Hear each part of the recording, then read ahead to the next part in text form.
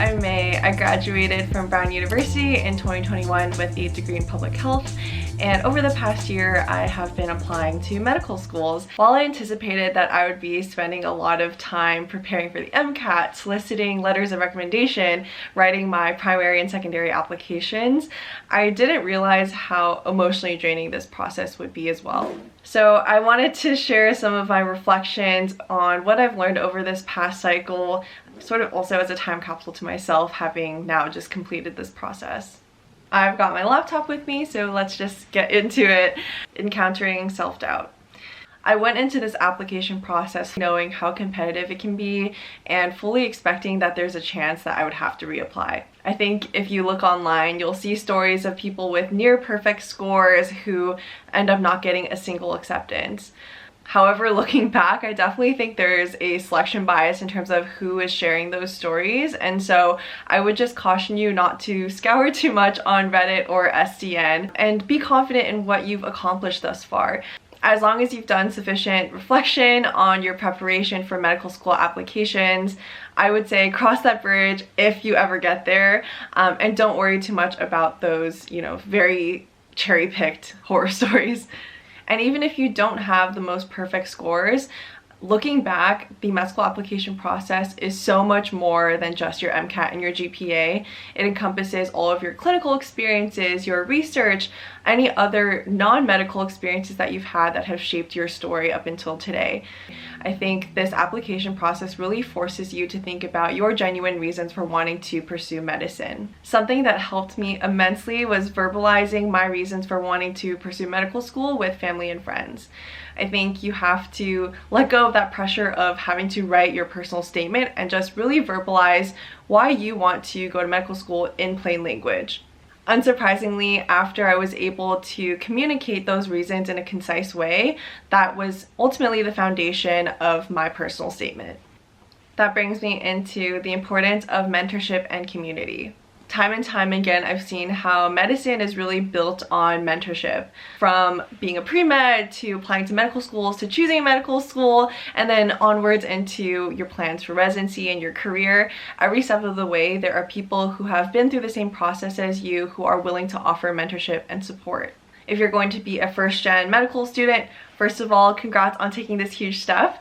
But also you can reach out to alumni from your university, you can reach out to me, and particularly when you're writing and revising your essays, I think some of the best and most helpful people are going to be your close friends and family who really know you and your personal motivations. From writing essays to choosing a medical school, older medical students, friends, and alumni from my university have been incredibly helpful in supporting me throughout this process, and I really could not have done it without them, so thank you if you're watching this.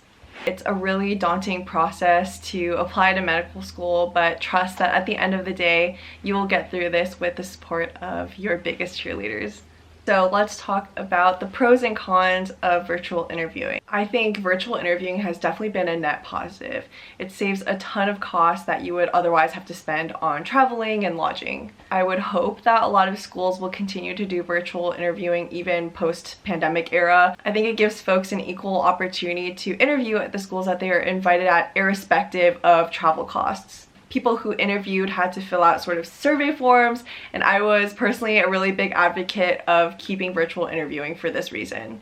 I would say probably the only con would be if you were in a specific situation where you got off of a wait list and you only had, say, around 5 to 7 days to decide if you wanted to attend that school without ever having visited. So I was fortunate enough to get off of 2 wait lists during my application cycle, and I had a week for each school to decide if I wanted to attend. Without having ever been to second look for those schools, it was really challenging to make a decision, but ultimately I circumvented this issue by speaking to current medical students and booking a very last-minute trip to each of these schools. Booking a last-minute trip is definitely way more expensive than if you have planned it weeks ahead, but I think overall you do save a ton of money in the overall interviewing process. At this point in the video, you might be interested in knowing if I got into medical school and where I'm going. I'm super excited to share that I will be matriculating to medical school this summer. I haven't officially committed yet, and I'm still thinking about whether I want to share where I'm going to all of my lovely subscribers, so stay tuned. I have a feeling I will probably end up sharing in a video about my specific medical school application timeline, when I got interviews, etc. Reevaluating priorities and the dream school. Going into the application process, you might have a dream school that you really hope to attend. This might be based on where you're from, as in your home state, or based off of some ranking that you found online. Looking back in the application process, I could not have told you where I would have ended up for medical school. It is truly an unpredictable process, and I'm sure you might have heard that for college applications, but medical school really is very unpredictable in what they select for. I applied very broadly across the United States to allopathic medical schools, and with the acceptances that I was very fortunate to receive in the end, I had to really reflect not only on what I wanted my next 4 years to look like, but also what my overarching career goals would be given the information that I have at this point. Things that I might not have considered earlier on but have now become really important to me are thinking about geographical location / weather, asking students what they like to do for fun on the weekends. All of these factors are sort of soft factors that are not necessarily like the curriculum, which directly affect your education. However, they definitely have an impact on the quality of life that you're going to have for the next 4+ years. Now introducing the medical school application guide series. Now that I've completed the application process, it's really evident how important it is to be able to feel like you have support and guidance throughout this process. And not everyone has really robust health careers advising at their own schools. So I am planning on creating a medical school application guide video series, kind of like I did for college applications. I just want to reiterate that I'm incredibly humbled to have the privilege to be able to attend medical school. I'm really excited, and I just want to be able to share my experience with you, the small tips and tricks that are really hard to find unless you really scour the internet for, to anecdotal experiences that I've had through my application process, as well as the ones that I've heard from friends. If you have specific video ideas that you would like me to cover in this application series, please let me know down below.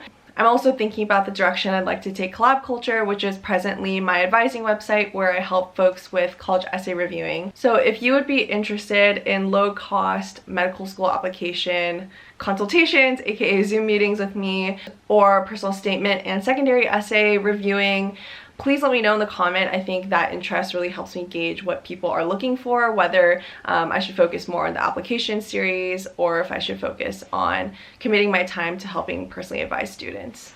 My vision overall though for Collab Culture is still to really focus on helping folks who are first-gen medical students and who don't really have access to robust health careers advising at their own universities. So again, please let me know your interest in either the video guide or Collab Culture essay reviewing down below, and that would help me a lot. Alright, take care and have a great rest of your week. Bye!